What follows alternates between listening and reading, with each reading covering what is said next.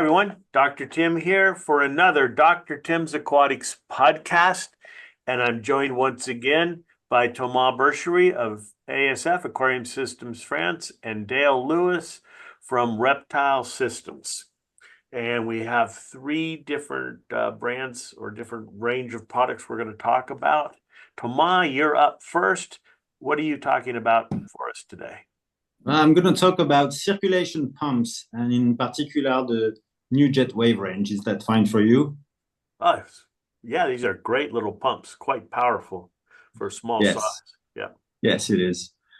So I think we need an introduction of why we need circulation pump. Last time we talked about the MX range, which was a range of utility pumps. Circulation pumps have only one goal, and it's in the title. It is there to circulate, to make the water circulate in your tank, create some flow. When I think if you come back to the history of aquarium keeping, the first step was to recreate the biotop. So you had the glass where you put the water, then you try to people were putting some mud and everything. And the next step was to recreate the flow. And I think it's one important part of an aquarium, because if you want to recreate what happens in a river or what happened in the sea, you need to be able to recreate the tides, for example, of the sea, because it is going to help to move what is everything in the water, the bacteria. It's going to help to move the nutrient. It's going to help to move everything. So in the early days, and I think, Tim, you are familiar with the early days of the aquarium reef keeping. Oh, thanks a lot there, Thomas. No, I know. That's because I was a young boy. Well, you're lucky you managed to know all of this piece of history. So the very early day, you didn't really have circulation. You were using the return pump, the return of your pumps to create circulation, and we still use this. We had airlift and under gravel filters. You see? Oh, yeah. Even better. Oh, the good old days. The good old days. I'm really too young for this. Anyway, and then we decide that people were using pumps like the MaxiJet pump, like the MX pump, where they were using a power head on top of the return. So they were fixing this on the glass to try to create circulation. It is very powerful. It works great. However, the pumps could be considered as bulky for some people. And I would say some genius, because I really think it's a genius thing. At the end of the 1990s, some people were creating, and I'm not sure if you understand, a mud or an artificial piece to put on the existing MaxiJet to create, instead of an impeller, which is going to move the water up, they created some propeller that was helping to push the water. So low pressure, but lots of water movement. And this exists, I would say, since 25 years. And you still have today people creating products to convert an MX pump into a wave pump, for example. Then, of course, the manufacturer said, well, it's stupid to have that much torque, because you need torque to move the water, to move the water up. So it's stupid to use that much energy to just push water. So maybe we could be more intelligent and try to reduce the consumption and just to push the water. So they created what we call wave pump. And the new jet wave is exactly this. It creates circulation in your tank. So it's going to help, of course, circulating and distribute nutrients, oxygen, and it creates a dynamic environment for the fish without a huge power consumption. So, of course, you see where I'm going to go. We need to speak a little bit between AC pump and DC pump in that case, because DC pump are very good for energy efficiency, as you know, but there is a big but. You need to have, in order to make the current go in the right direction, you need to have a driver and you need to have a power supply that will transform your 110 volts into 12 volt or 24 volt, which is depending on the DC motors. So this is great, but it's going to cost lots of money to have all these accessories just to move water. Hence why for all the small water circulation pumps, it's better to have an AC pump. And the new JetWave, for instance, is an AC pump. So that means you plug it directly into the socket and the pump is going to start.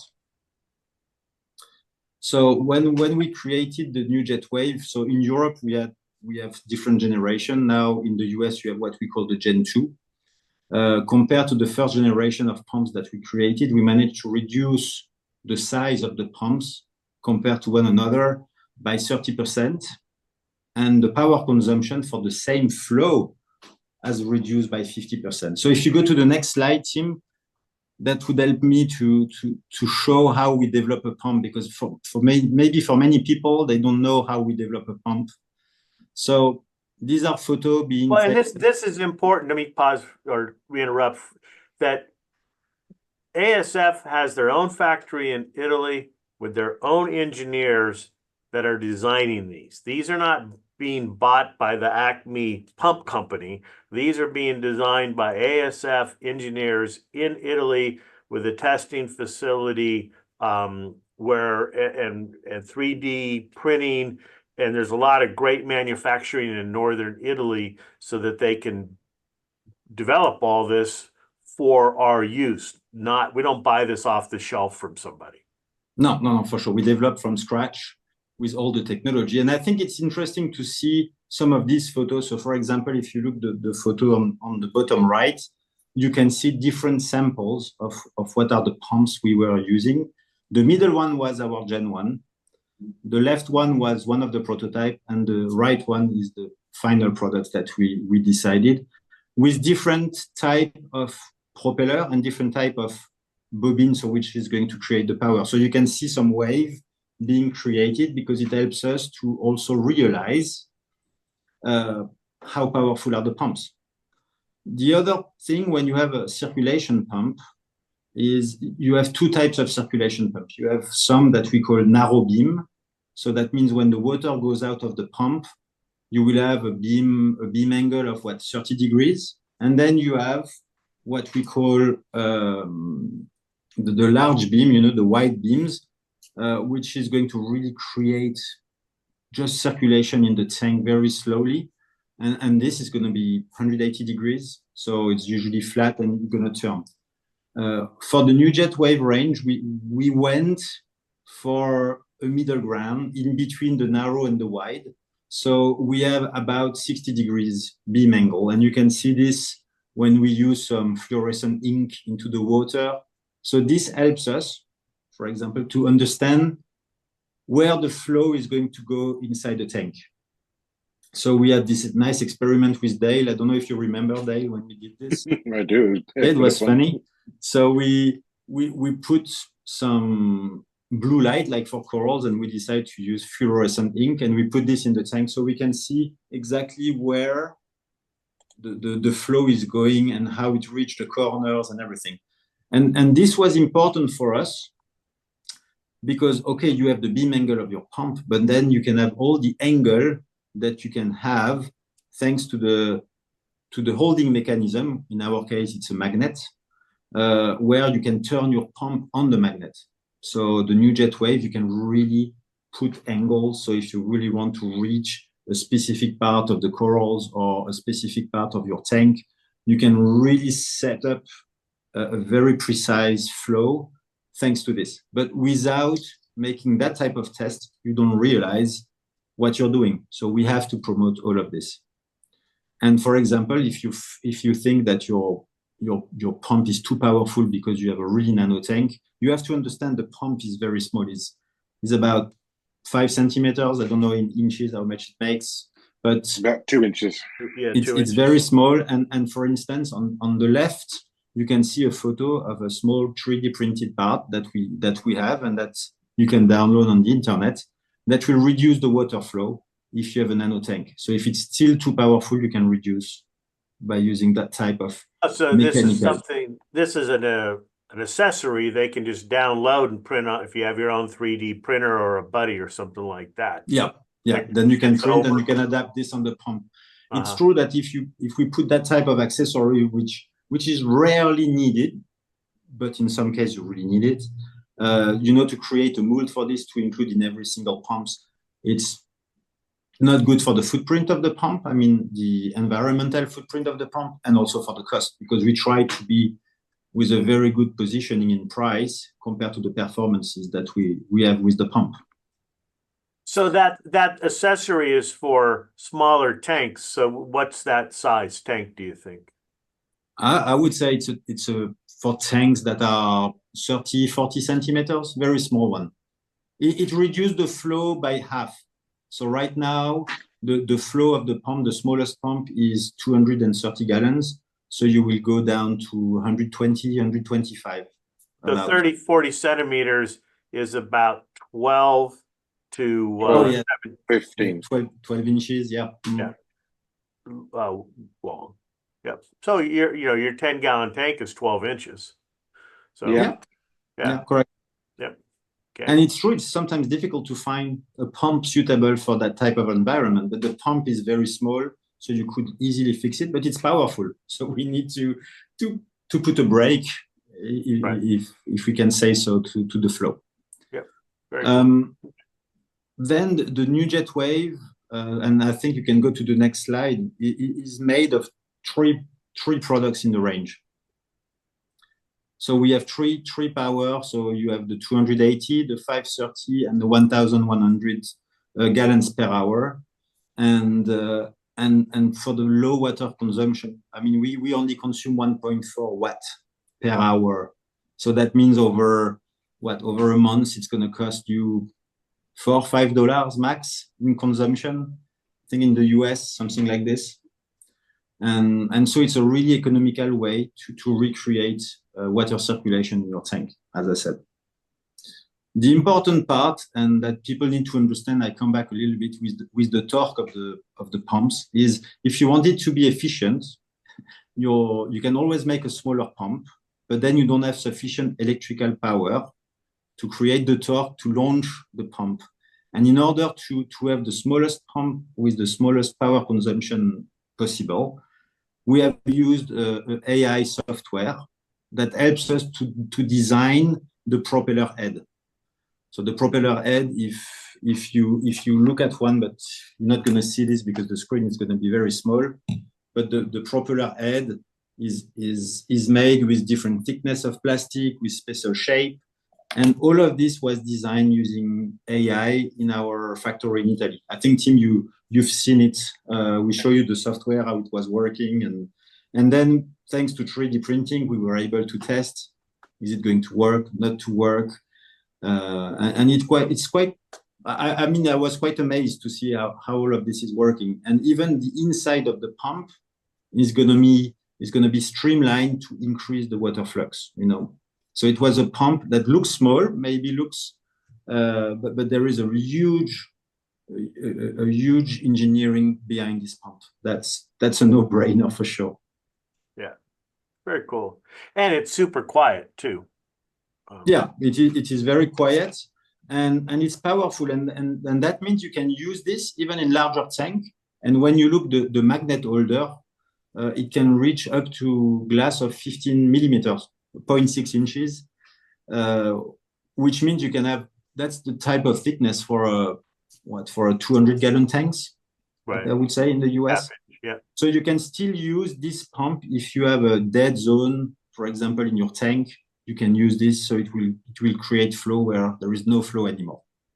And years ago, back in the good old days when I was just a youngster, and people would use the traditional power heads, and they'd have them turn on and turn off. The left would turn on, then the right would turn on, and things like that. Yeah. But because of the way the impeller was designed, they'd break because they couldn't really take that on-off torque because of that part. But this impeller is a single design, like the ones we were talking about. Like the MX, correct. It's a single design. So if the pump starts on the wrong way, you have a small plastic part that will block the impeller, and then it goes back in place, turning in the right direction. Right. But it doesn't have that little catch thing that used to break, and then it would just spin. The impeller wouldn't spin. The magnet's spinning, but nothing's happening. Yeah, correct. Yeah. And also you can, maybe I'm totally wrong to do this, but sometimes I use this pump also to clean my rocks. You know, sometimes the rocks, it's hard to catch or hard to reach, and you want to take away sediment. So because the pump is really small, I just took it, and it's like an air blower when you are in your garden, but for your tank. So Right, but anytime you're putting together, especially in a bigger tank, if you're putting rock work together, you should put some of these pumps back there. Yep. Because that's going to become dead spots where things are going to accumulate, and you can be running these even if you don't run them 24/7. You can turn them on once in a while to clean all that stuff out. Yeah, and I mean, for the cost, it's a really efficient way to do. Yeah, that's for sure. Yeah. Very So cool.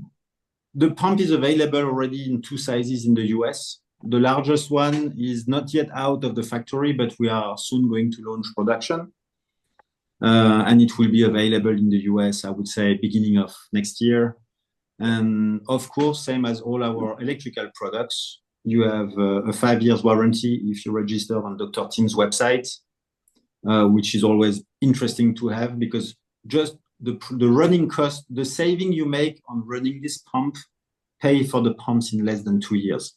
So that's something you should keep in mind when you compare to the traditional powerhead that used to be on the market or are still in the market. But that's a very economical way to be greener and to be better for the environment. And just better for your wallet. You got to kind of do a little math for the operating cost. You might save $5 buying it, but you'll quickly lose $5 running it. $10. Yeah, sure. Yeah. Okay. Thank you very much, Thomas. You're welcome. Nice information, and yes, have been to the factory in Italy, and it's pretty amazing. Maybe we get a little video of that, the way these things are made, because again, when I first started at Marineland, we made power heads. We had this pizza oven to dry it. I called it a pizza oven because the thing was about 20 feet long with a conveyor that when you fill this with the epoxy, it had to go through this thing very slowly to heat it up, and they could only do half because the epoxy would get bubbles. And nowadays, the whole thing they do in probably a meter and a half, that box. It's not, yeah. And it all the doors close and it pulls a vacuum, so it actually sucks the air out of the epoxy so they can fully pot the motor in one go, and it's all robotic. It's pretty amazing, especially when you realize. Oh, it's very interesting to see when it's what I said sometimes to people. They still believe we do a pump by taking a small piece there, and then we put glue by hand. No, it's nothing like that. You have to assemble, you have to test, then you have this machine for the epoxy, then you have the way to still dry the epoxy, and no, it's a real industry. It's a real industry. Quite impressive. So, field trip to Italy. I think we Correct. talked about that last time. We were going to drink wine. Dale will join us. Much prefer. Yeah, I'm joining on the Italian wine. Don't worry about that one. We keep the French stuff for us, Tim. Yes. All right. Well, that's a nice segue into Dale. He's going to talk about mercury vapors. Mercury vapors. Again, back in time, the traditional, right? Very, very much back in time. I mean, I think the original patent for the mercury vapors was 1926. That is way, way before my time. No joke. Oh, you say that. You remember those days. So just to recap that the picture on the screen there. So reptiles need three things. Over the last couple of episodes, we've kind of covered this. So ultraviolet, visible, and infrared or heat. We've got the T5 lamps, the Ferguson zone, and the Eco T5 units for the UV side of things. Visible light is the white light. So we have the New Dawn range of LEDs in several different styles. And then for the heat, we have the Eco Gold infrared and the ceramic heaters. Those three things there provide the three segments that a reptile needs, which leads me on to the old school way of doing things, which is a mercury vapor. If you go to the next slide for me. Mercury vapor provides or can provide all three of those categories for reptiles. It provides UV, light, and heat. So the question is, why do you need anything else? Well, there's a few drawbacks to using mercury vapor in terms of doing sort of three separate products like we've kind of discussed or on the previous slide. The downside with mercury vapor is that you cannot use it on a thermostat. So when these things get hot and they're switched on, they need to be left on. Normally, you would use them for 12 hours a day, depending on your animal's lighting or heating requirements. Well, because they produce so much light, you can't use them 24 hours a day. You can't separate the UV from the light from the heat. They deliver all three products all at the same time. So they are fantastic at doing that. But that means that because you can't thermostatically control them, they could get too hot in an enclosed area. You can't use them at night. So what are they used for? Most people use these or massively support mercury vapor for larger enclosures, tortoises, open top tables, anywhere where the heat isn't that big of an issue. So if you've got an open top table with tortoises in there, the heat isn't in a box, so it's never going to overheat. And then you would choose the wattage you need, depending on what heat you need at that basking area. We provide 4 different mercury vapor wattages, 70 watt, 80 watt, 100 watt, and 125. Now, I know on paper that probably doesn't seem like a big difference in terms of the wattages, but it makes a massive difference to the amount of heat and UV that they, or UVI, should I say, that they produce. So the smallest one is a 70 watt, and because it's so small, it actually is a different size lamp. The 80 watt, the 100 watt, and the 125 are the sort of the par 38 sort of size lamps. All our mercury vapors are designed by us. They are tested in Germany. They are batch tested by us in France. Because they're very fragile and because they're very delicate, everything about our mercury vapors is tested and tested and tested to make sure that they achieve the right UVI that we put on the box. They're working. They've got the right powder coating on the inside of the lamp, so they produce the right UVI, and they last.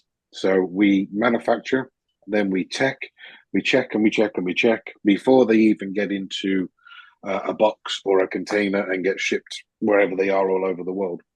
So we need to make sure that these things are absolutely perfect in as many ways as possible. The other interesting thing, you've done some of that testing where you found that some of them have a donut hole. Yeah, so I should explain because you glossed over the powder coating, but that's quite important. Should dwell that one a bit more. So it's a glass bulb with a ceramic with a metal screw fitting on the top, and inside is a self-ballasted capsule of mercury vapor. So when power goes in, it ignites the mercury inside, which is producing the light. The wattage of energy produces the heat. But then on the inside of the glass, on that sort of dome part, the bit that would point down over your animal, if you don't have enough powder coating on the inside of that glass, all that happens is that mercury vapor capsule inside just basically, like you just said, it kind of donuts it. It just beams. I'm going to coin Thomas's phrase here: a death ray of UV down right in the center. So if you was to have this lamp, say 15 inches away from your animal, if you don't have the right powder coating on the front of the lamp, what that means is your animal is only getting 1 inch, maybe 2 inches in diameter of UV. But then there's the opposite side, where if you've got too much powder coating, the UV can't penetrate through the powder. So it's got a fantastic spread. It'll spread maybe kind of 12, 15, 18 inches in each direction. But the actual UV energy that can be achieved at that distance is minimal because the powder coating is stopping all that UV coming out. So although I gloss over the fact that it's got powder coating on the inside, it's quite a large important into into how much powder coating is right and how little or not too much. Yeah. So it takes some time to get it right. Some if you can open a mercury vapor, and I'm going to go some of the cheap Chinese ones you can find on auction websites, or they're not branded, let's say. If you can see clear as day the filament inside the lamp, do not use it, please. If you have a solar meter, just have a look at it. We put some images on our website and we've got some details on there. They're dangerous. To give you an idea of the amount of UVI that we found, so I took a solar meter in August in Vegas, and the solar meter said 13. Now, the Ferguson zone sort of tops out at 11 UVI. So 13 is very, very high. And most animals, there's only a few animals that would tolerate it. But the UVI I found on some of the non-powder coated mercury vapor was 75. That is, we managed to burn wood, Dale. Remember, we managed to burn wood. but we burnt wood at 6 feet away. Yeah. So the moral here, folks, is not all mercury vapors are equal. Hell no. It's like anything else. If you're, this is a great deal. It's super cheap on Amazon. There's probably a reason there, and healthier animals is in danger. And Dale made a good point. If you can see the filament, return it, throw it away. Don't use it for your animal. Yeah, mercury vapor is a very old technology. It's more than 100 years old. But then the way you use this technology is depends on every manufacturer. On ours, you can see the filament inside, but it's opaque because of the powder coating. So lots of powder coating means you can't see it at all. So that has a negative effect because it means not a lot of UV is going to come out. If you can see it clear as day, like there is no powder coating on that glass, they're the dangerous ones. They're the ones to kind of be. A UVI of 75 will not only burn your animal, give it sort of eye infections or eye conditions and blindness, but it will also harm you. With skin cancer and that sort of thing from that level of exposure. If your arm is underneath it, I've been there. I've sort of put my arm and my hands working with some of these inferior models, let's call it that way, and you can feel it instantly on your skin sort of start to burn. I mean, you don't leave it there, but it's just dangerous for you, for the animal, for your property.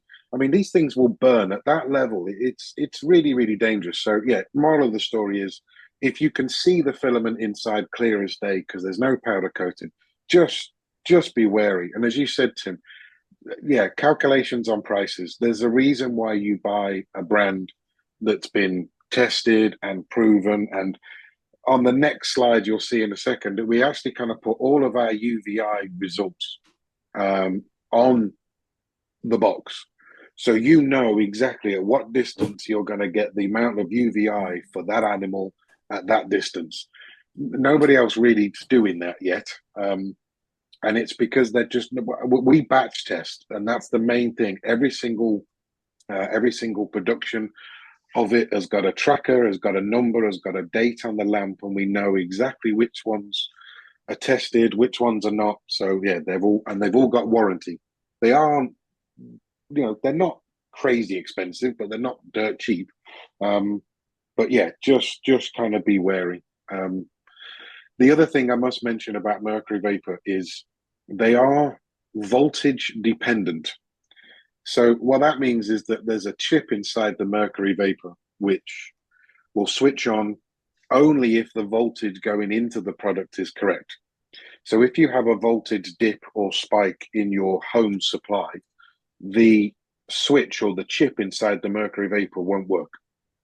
Now, that doesn't mean to say it's broken. It just means switch it off, give it 20 minutes, 30 minutes, and then try again. Don't put it back in the box or get straight back in touch with the store or the internet kind of guy you brought it from, because it's not always the case that it's faulty. It's just the voltage that makes it work is whatever's been preset on the chip. And if that voltage is outside of that preset range, then it won't work. We're really bad in Europe. You're not kind of too bad in the US. You have 110. It seems to be pretty stable. We have 220 to 240 in the UK. And we're actually allowed to supply a house at 210 to 250. So we have quite a wide voltage range, but you only have 5 to 10 voltage range on a mercury vapor. So if it's not right when it switches on, it can take 20 minutes for a mercury vapor to warm up and flicker and kind of get up to temperature and start to work properly. So if it doesn't happen, switch the lamp off, give it 10, 15 minutes, and then switch it back on again. And you'll probably find the voltage was just slightly out, give it 10 minutes and switch it back on and try again. All right. Next slide. Yeah.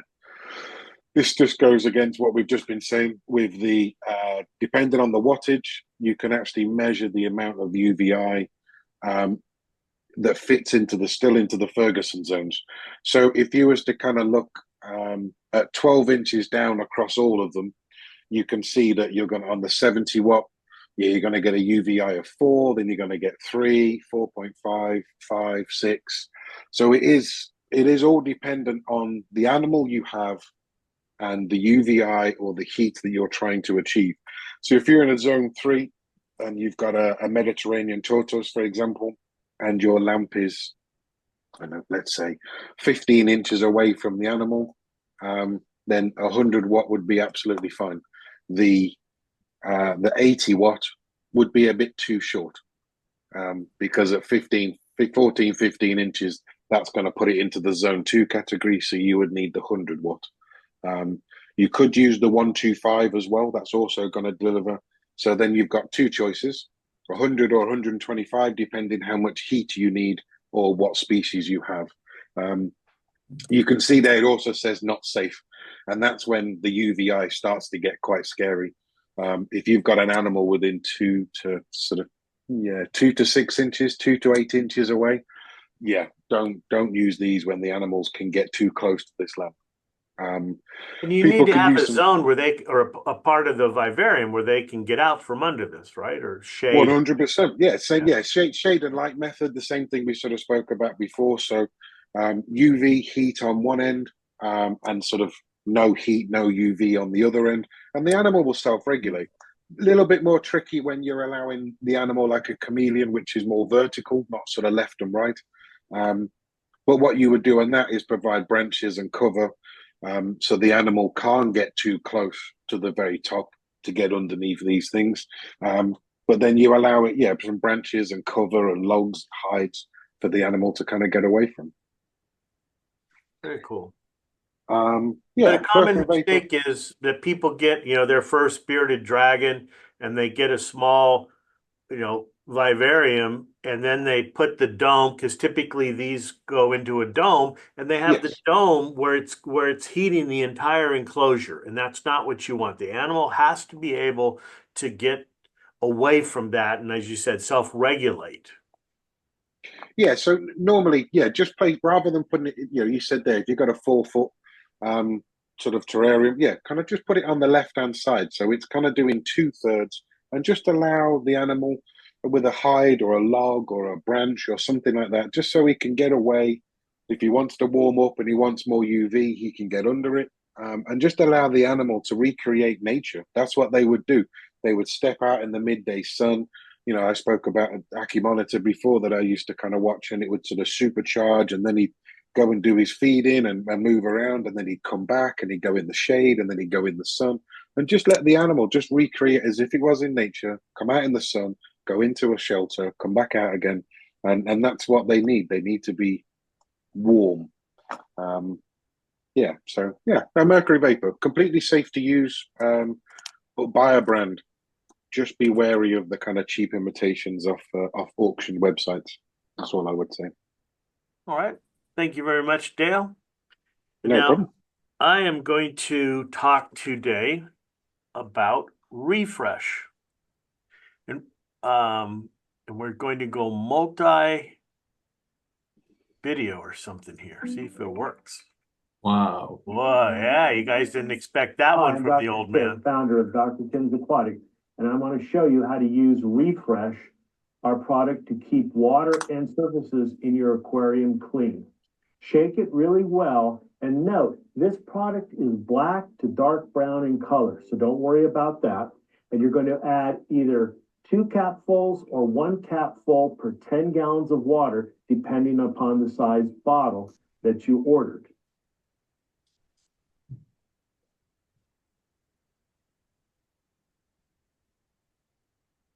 Now, what I want to talk about is that video. I shared that because it details a couple. Oh, that's not what I wanted. Sorry.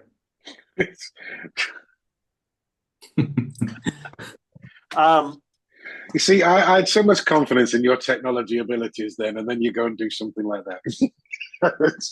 Whatever. Yeah. At least it played, right? I'm sure you've been a little, we're going to do a video inside this, and then for 20 minutes, they try to get it to work. But first, this product, unlike others, does have a color to it. So don't be alarmed at that. And then a lot of people think, well, then it's bad. All our products are bacterial based, except what I talked about last time, the Aqua Cleanse and the First Defense.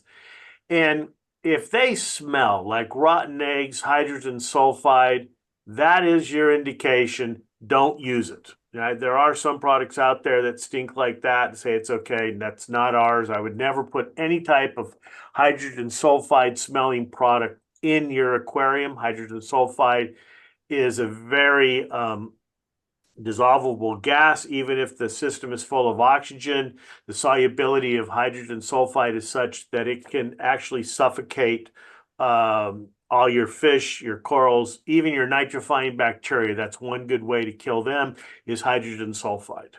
So never. So that's a no. That's a no then. That's a no. Yeah. It's a no. I've got it. Yeah. But it is a black to a brown color. And this product, it's not a medication. It's not an algicide. It's a bacteria that once again fights off other bacteria because they compete for space. And a lot of times when you're trying to get rid of cyanobacteria or algae, it's a numbers game. You've got to disrupt the system. This is what kind of happens in I have my PhD in marine biology, but it's really ecology of the system. And when you disturb an ecosystem like your aquarium, that's how you can get things reestablished. It's become full of cyanobacteria. You need to disturb it to upset and displace the cyano with something that you want. And that's why we always say, clean up the system first. Try to change the number. Remove as much cyano or dino or algae as you can, and then hit it with the refresh, which can take those surfaces out of the equation. They can displace them and then follow up with the waste away, which will degrade all the dying algae and cyanobacteria. But most importantly, as I've talked many times, water parameters are critical. Cyanobacteria can generally appear when your system is very polluted. And once again, you'll say my parameters are perfect. Cyanobacteria is an indicator your cyano is not perfect. Your tank is not perfect. The cyano's there because you have lots of pollution, which can be organics that are trapped in the sediment, or as we were talking about when Thomas was talking about the pumps, you've got all this beautiful rock work. Well, there are dead spots in there where organic material accumulates and degrades, and that can feed cyano. So you've got to keep your system clean, and they feed on organics, both particulate and dissolved. Because a lot of people say, well, I've never changed my water.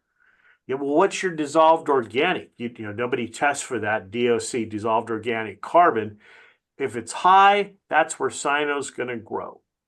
The other critical parameter is what's your nitrate? And a lot of people will say, well, my phosphate's 0.11, maybe a little high, but my nitrate is 0. How can I be growing cyno?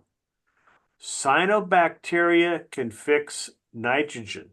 So you've got air, you're in the water, there's air. I say that because air is only 23% oxygen and it's 78% nitrogen or something like that, 20% oxygen, 78% oxygen, I think 2% argon. Well, very few animals can get the nitrogen they need, the N, from nitrogen that's dissolved in the water. It has to be in the form of nitrate or something like that. Cyanobacteria aren't one of those. They can fix the nitrate they need from the nitrogen that's dissolved in the water. So if you have no nitrate in your water, we can't grow the waste away bacteria that can fight off these guys. And so the water qualities change to favor cyno because not anything else can grow because there's no nitrate in the water. So that's where long term, if you're having lots of cyno problems, you've got to do your water quality and make sure that your nitrate is between 5 and 10, at least 5 to 10, so that you can promote growing the beneficial bacteria that grow in the water column and outcompete these guys. So knowing what your water parameters are is critical. Secondly, everybody wants results yesterday.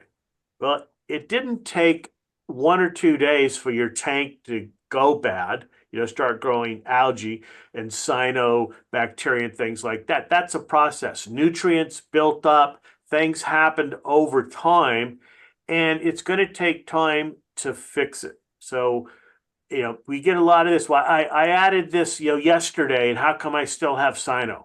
Well, one, it's not a medication. It's not killing anything.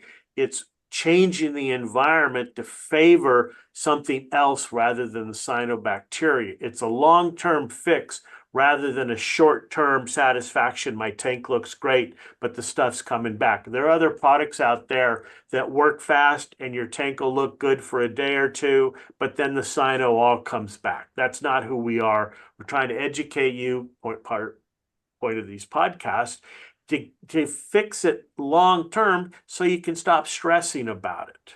So it does take time. Third, it might need multiple applications.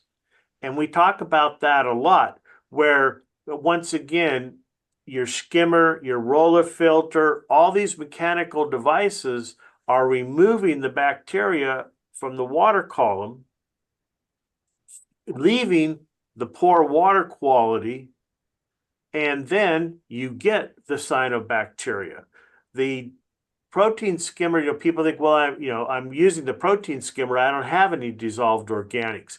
There's actually been PhDs on using protein skimmers, and what the skimmers do is they remove a lot of organics, not all, but they preferentially remove certain organics, not others. So these things do build up. You have to attack your organics in different formats, in different ways. And water flow, that's what's critical.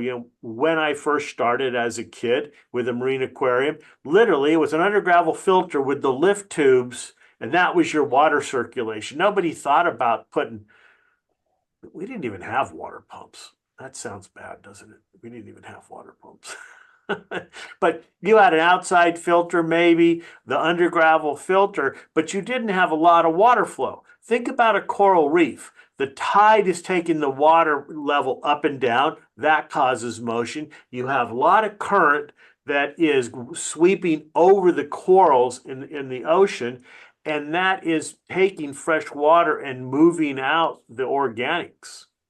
And now we've learned that, and good water flow along with the blue light, the right lighting's why we can grow corals and frag corals, and we don't have to take so many corals from the ocean. We've learned, and we're still learning about what's critical for this. but most people don't get it that you have to keep the water low and organic. We just worry about, ammonia, nitrite and nitrate, maybe some phosphorus and calcium, but organics can be a real reason you're getting cyano and dino and algae and things like that. They usually grow in more polluted environments. Now, one thing on the refresh is that what we're talking about is it does have, we do put a caution on there that it can possibly harm snails and shrimp. And that's because when we developed this, I to this day don't know why, but if you dose really high doses, you can harm those animals. And so why do we put the warning on really high doses? Well, unfortunately, we know our customers, and most of our customers don't measure. They just pour it in, and they pour a lot in, and everybody's in a hurry. So with everything that we make, we do strongly suggest that you start low and always easy to add more. Watch your tank, see how things are reacting, and measure. Pouring any of our products, because they are bacterial based and every tank is different, is just not the best way to go because you don't know how the system may react. And if it reacts bad with a bacterial bloom or stressed animals, then you've got to kind of go into the fire drill to change water, add aeration and things like that. So especially the first time you've used any of our products, we recommend you go slow. How long would you wait between you said about regularly dose 1, dose 2? I mean, you talking a day, 2 days, A day. 3 days? And that's what what I'm showing here is the back of our chart. You can download this from the internet. And it gives you step by step, manually clean the tank, physically remove the cyanobacteria, the algae, then dose the refresh.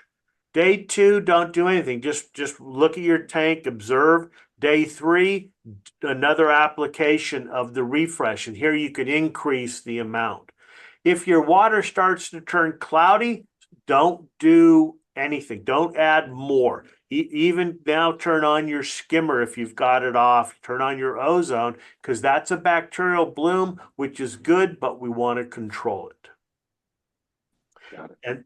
And then we have a third dose or on day 5, or start with the waste away. The tank started to look better. Now we need to get all those organics out of the system, and that's where we use the waste away in conjunction with your skimmer.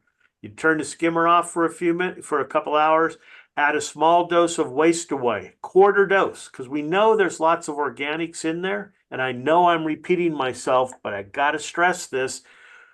The waste away bacteria are designed. I picked those because they're really good at feeding on organics, which is what we want. So you just need to prime the system a little bit, skimmer off.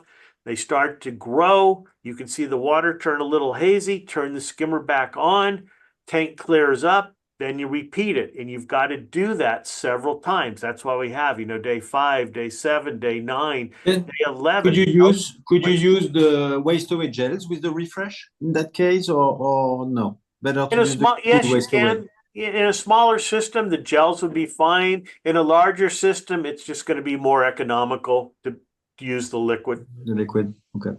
Yeah. But it's the same thing. It's a process. And then at the same time as you're cleaning this up, now think about how you're going to get your water quality parameters back, because that's what's critical, is maintaining good water quality. So. Or perfect water quality. My tank is perfect all the time. All the time. All the time. All the time. My ICP says so. Oh, yeah, don't get me started, Tomo. Don't get me started. Now, my water is always crystal clear. That means it's perfect, right? That's it. Crystal clear water is perfect water. Well, we're being facetious, but please, yeah. But to be honest, I like to use some refresh. It really makes the water sparkle. It helps a lot. Crystal clear. It works great. I mean, even if you don't have problems of algae, sometimes just a splash of refresh makes it. Yeah, I think we say sparkles in English. really make it really, Sparkling. yeah, very In nice. French, what is sparkling? Champagne. Champagne. Right. I'm Well, kidding. that's perfect. Let's have champagne. We've ended the podcast. Learn Champagne. something new every day. All right. Thank you, Thomas and Dale, for joining me again in the Dr. Tim podcast. And as always, we've got a question and answer coming up. So social media or info at Dr. Tim's Aquatics or info at reptilesystems.com. And I'd be glad to answer your questions. I will say a lot of people want to, phone calls. We don't do phone calls. And the reason is it's a lot more efficient for us to do email. Also, when you're having to write something, you have to think about things a little bit more. Put down your actual water quality values, a short history of your tank. And that makes you think, and that helps us answer your questions faster. Email's just more important. 100%, 100%. You can put more details down, and then it allows us more time to kind of look at the details and come up with the better answer, so to speak. And the other reason for the phone calls or non-phone calls is time zones, traveling, wherever we are between all of us in terms of shows or countries. It's not always convenient to answer the phone at 3 o'clock in the morning.